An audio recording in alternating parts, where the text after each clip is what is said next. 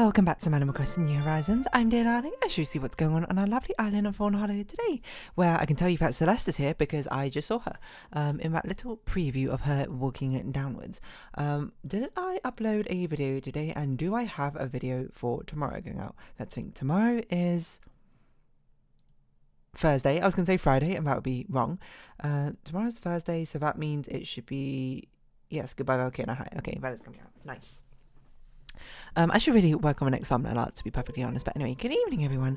Right now in Fawnhallow, it's 16 p.m. on Wednesday, January 24th, 2024. So that's... Oh, okay. It's about actually telling us Celeste is here. What should we talk about today? That's a good question. You know, congratulations to all the Neopets users. I see that the unconvertible...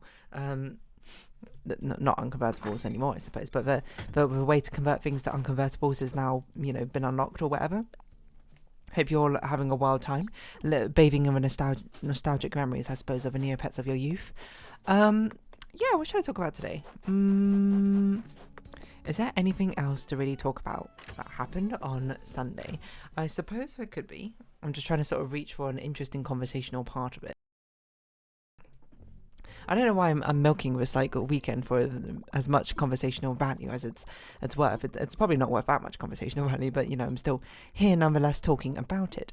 No, come on, let's talk about something different. See, the main things I feel like I'm working on now are either like not either personal life things or like this D&D stuff, which I don't want to say too much about because, you know, there's always a potential that people who are starting a new life on another island, not possible. The people who are going to be playing in this D&D campaign might be watching this video, and thus, you know, don't want to spoil it for them. I haven't actually, you know, worked on it actually for a little bit because, you know, some friends have left comments about things, and I basically had to turn them over in my head for a while. And now I do have responses, but now I need to continue actually planning this stuff. I really need to get onto planning the session 0. whatevers or something. But to be fair, I am still waiting on a few details on like some friends' characters. So I couldn't figure that out as well. But I have a nice little sort of like rough page here. Whenever I get like a random idea, I just use my phone and I like make a note being like, oh, for this person's character maybe this will be a cool idea, or maybe in this place we should have someone like this, etc, etc, etc. Yeah, so that's happening, I suppose. Well, what else can I talk about? It's not the most interesting thing in the world, to be perfectly honest. Have I like bought something cool recently? Not really. Has any sort of like interesting gaming news come out? I feel like it was something I was going to talk about gaming wise, but honestly I can't remember what it is off the top of my head. There's that Power World thing. It's called Power World, right? I don't remember the exact name, but I think that's what it's called. It's basically what people have been describing as Pokemon with guns. Which is an interesting concept, I would certainly say.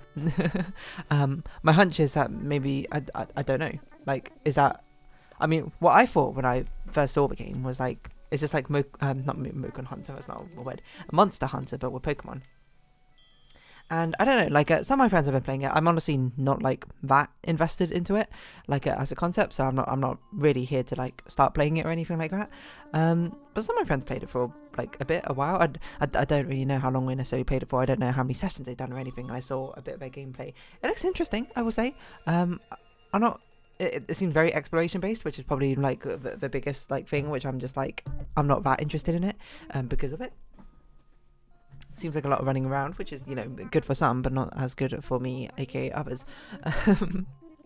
But yeah, it seems like it. I don't even know where this came from, like popularity wise, because it's a rare occasion where I've heard about a game first from a friend, which isn't some like very obscure indie game. I'm generally pretty on top of like gaming news and that sort of thing. This one must have slipped under my radar, or probably what actually happened is, one, it had like great explosive popularity, and two, I probably did see it and then I thought nothing about it, like. Because I probably looked at it and was like, oh, it's a Monster Hunter clone, and then just closed, not realising that it's Pokemon with guns.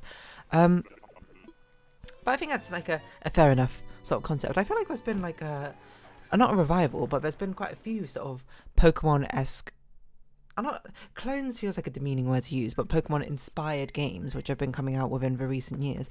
Like, of course, you know, Pokemon has been a main staple for years and years and years, and then people are starting to get a little bit what's the word? I forget what word it is, but they're disillusioned, I suppose, to the appeal of Pokemon in the first place. The appeal being, you know, is a charming world, and, you know, the power of a franchise and the concept isn't good. But the games itself, people are like, or whatever. I hear the DLCs are pretty good, if, you know, a bit on the expensive side for the content they can contain. And, like, I hear Scarlet and Violet was a bit, a nice, like, return to form, I suppose, compared to some of the previous ones. I actually think I spoke about Pokemon Sword and Shield when it first came out. You know, I touched upon the issues, which I know, I mean, maybe now we can revisit, I suppose, with the benefit of hindsight. Not so much for hindsight for me personally, but it's just more like an interesting concept. Because there is the Brexit, as not Brexit, so Pokedexit, I think it's what it was called, where basically not all Pokemon could now be transferred to all games and all future games anymore. There's now like a limit or something like that, which I was like, it doesn't actually bother me, like it doesn't affect me in the slightest, because I always use a new team with every single new game, and I only try and use Pokemon which were introduced in that new generation. That's just how I play Pokemon games. I say that's how I play Pokemon games. I haven't played a Pokemon game for a while yet. So it didn't really bother me all too much, to be perfectly honest. But the bigger thing which definitely did bother me was the lack of polish, I suppose, necessarily in the game itself. Like, Pokemon Sword and Shield goes, as I say, it's sort of like seesaws back and forth between like really cool like design to like really plain, surprisingly looking design. Like I think I said the mystical like magical forest was a really cool environment, if incredibly tiny, if anything. And then the wilderness, like the rendering on the tree textures, from what I recall, looked atrocious, from what I recall. Something like that. I don't know. It's actually been years. I never even beat Pokemon Sword and Shield because I don't know. I just kind of like lost interest in it after a while. I guess the wilderness area is kind of cool. It's not exactly something which appeals greatly to me, which is fine. Not everything needs to. I think actually the biggest thing about Pokemon, which is honestly insane that it's still going on. There's actually two things. One of them I discovered really recently, but one of them is being the sort of transfer process between Pokemon games or whatever. Like, I don't know, but there was this like chart going around recently, or probably for a while, or basically how if you theoretically had a Pokemon, I don't know if it worked from the original like Pokemon Red or something, but from like an early Pokemon game, maybe like Ruby, Sapphire, and Emerald, because in my head it's like Pokemon Red, Blue, and Yellow, and Pokemon Gold and Silver, like the original ones on Game Boy Color, whatever, are sort of like locked together. You can't get anything out of that ecosystem, but all the other games from then hence on can be. I don't know if that's necessarily true, by the way. But there's things like from Pokemon Ruby, Sapphire, and Emerald, like to get that theoretically to the most recent game, like from Pokemon Ruby to Pokemon Scarlet, you had to do some crazy sort of like shenanigans to do it, because it's like you had to go, okay, now let's pretend you can do it from Red, because then it would be like you go from Pokemon Red and you transfer it to Pokemon Gold/Silver, and then you use whatever process you need to get it to Pokemon Ruby, aka the 3rd generation, and then it's like, how do you get it to the 4th generation? I think it was like a Poke Park thing where you had to have an old DS, and you had to have, this one I remember because it was part of my generation, you had to have a DS cartridge of a 4th generation game, let's say Diamond, Pearl, or Platinum, in, while you also had the 3rd generation Game Boy Advance game in the other part of the DS, and then you transfer using that thing. And then, like, from generation 4 to 5, 6, 7, I honestly can't remember anymore. Pokemon 4 to 5 had like a different system as well, which I'm not even sure if is available anymore, because that is now been depreciated. I think it was like Pokemon Home or Pokemon Bank, whichever is the earliest of the two, connects to like all the DS versions of the games, and you do that, and then that you had to transfer to the next upgraded like central hub software, I don't know, service for Pokemon Home, Pokemon Bank, I genuinely cannot remember which one it was, using that, and then you had to transfer like again for Switch ones. I honestly can't remember. It's something, maybe I can find it.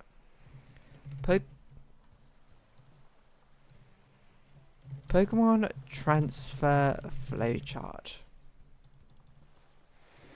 It was a lot more involved than I expected it to be. Actually, this looks not as involved as I thought it was going to be. Is this it? Hard to tell.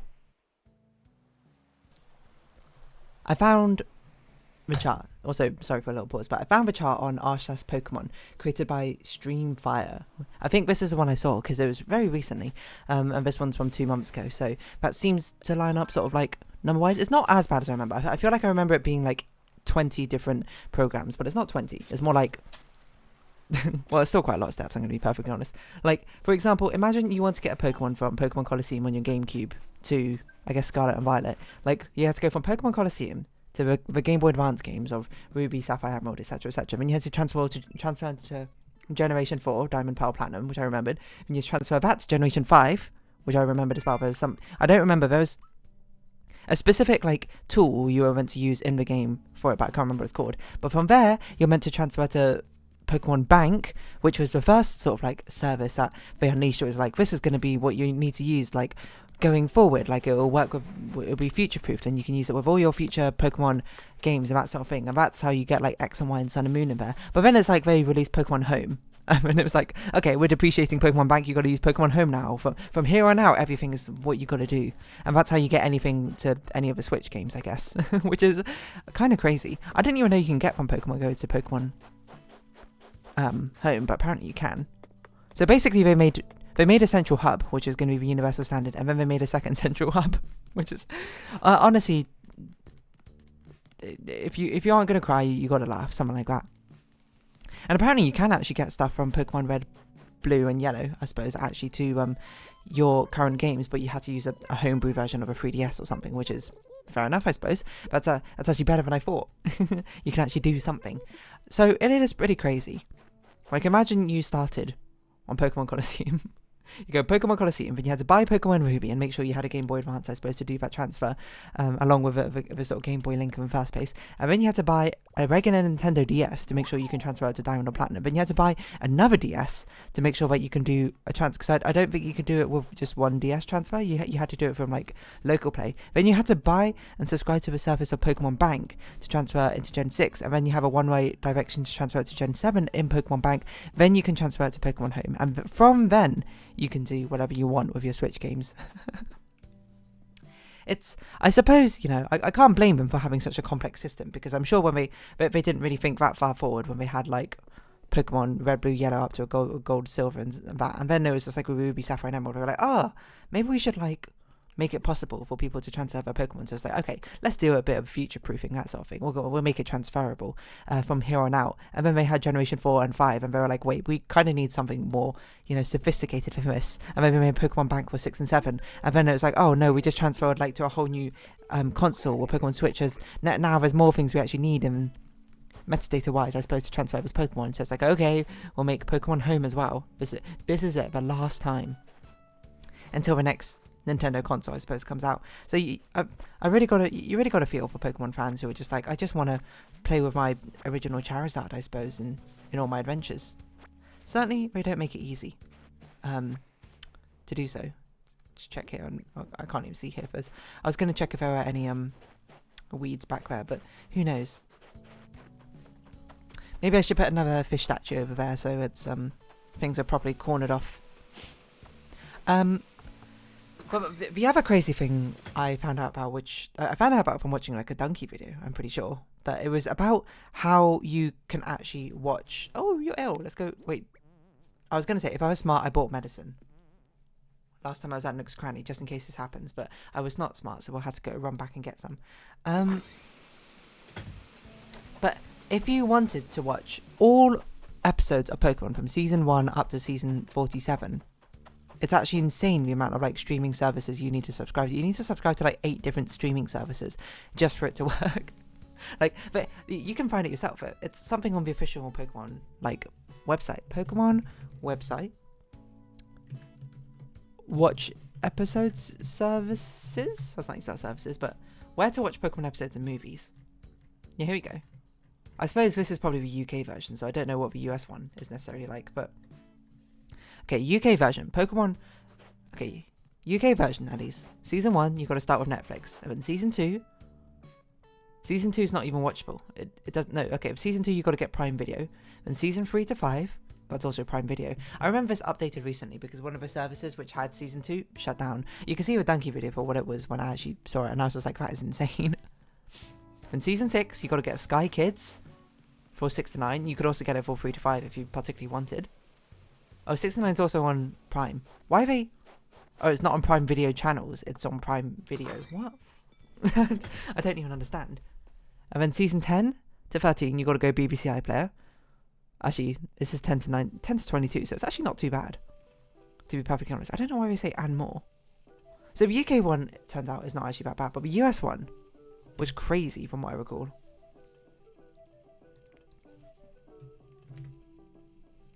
Is this right? Yeah, this is right. Okay, so it's Netflix in Season 1. And Season 2 was on a different thing. I don't remember what thing it is, but now it's on Prime Video. Then Prime Video again for 3 to 5, 6 to 9. Then 10 to 13, you got Prime Video, or you can go to Hoopla, which is wild. Except for Season 13, then you need to go back to Prime. I mean, you got to go 14, you got to go to Tubi, 14 to 16. And then for 17, 19, you got to go back to Hulu. Then for 20, 22, you got to go to a Roku channel, or you can go back to Prime Video if you have a select channel. And then for 23 to 25, you go back to Netflix. Crazy. How did this happen? I mean, some of them you watch on YouTube. It's bizarre, I suppose, but that I suppose is now the nature of all these large running scales, and the fact that online streaming services have effectively replaced TV channels, and well, in the beginning they replaced them for a good cause, I suppose, by congregating, being a conglomerate, I suppose, of all the different sort of channels and shows you want together. But now every single, TV service has sort of like clued onto the fact that no one's wants their TV channels anymore, and now they just made their own online streaming service. So now instead of having to subscribe to like 20 different TV channel packages, you now subscribe to 20 different streaming services, I suppose, if you want to watch a variety of things, which of course very much defeats the purpose that they had in the first place. I guess on the bright side, now things are on demand, so I guess it's not nothing came of it, but it's certainly not that fun. You might be like, what streaming services do you even use? I only use one, which is Dropout TV. Because what I was like, it's cheap, and I like watching their shows and that sort of thing. Game Changer Season 6 almost out, theoretically. Where is it? Don't know. And that one you can share quite easily with friends. In fact, it's encouraged. So, I bought it and I just gave it to a few friends, and I was like, yeah, you can watch it if you want. Netflix, honestly, I've yet to use Netflix, to be perfectly honest, despite having access to an account for it. It's wild, it's crazy. We went through all this trouble, I suppose, of completely upsetting the industry in the first place by having the streaming service channel, etc., and now it's been completely the exact same issues, I suppose, have reared that ugly head once again into it. So I don't know. Pokemon's got a lot of complications going on, I suppose, with both its transfer process and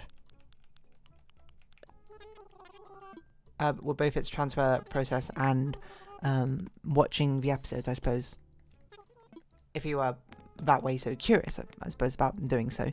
I don't know if you'd particularly want to watch 22 series of Pokemon, like, or 25 or whatever it's on. That's a lot.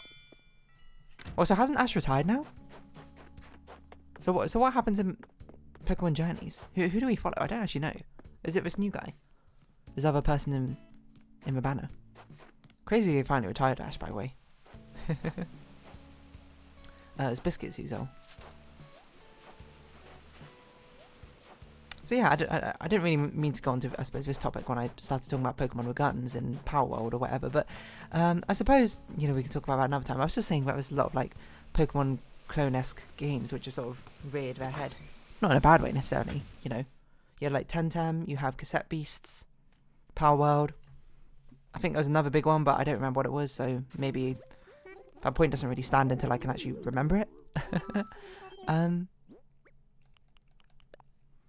Yeah, I don't really know where I was going with this. It's just an observation I suppose I've had.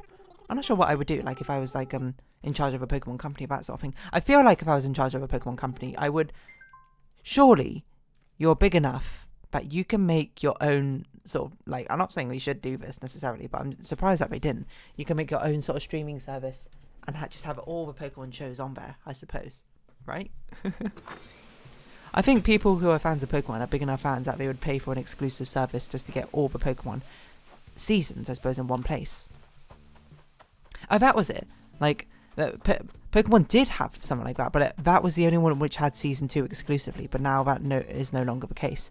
And they also had a strange thing where they would rotate episodes in and out, so you couldn't see whichever episode you want. You could only see it if your season was like currently rotated in one, which is weird, I would say. Anyway, I'm going to round this episode off here. I have no idea what I'm going to title this episode, but we'll figure it out. So if you have been watching, thank you very much. It's been Animal Crossing New Horizons. I've been Dear Darling. Like, comment, description, shares, greatly appreciated. Socials, Discord down below. Hope we see each other again. But for now, it's our farewell. So until next time, bye-bye for now.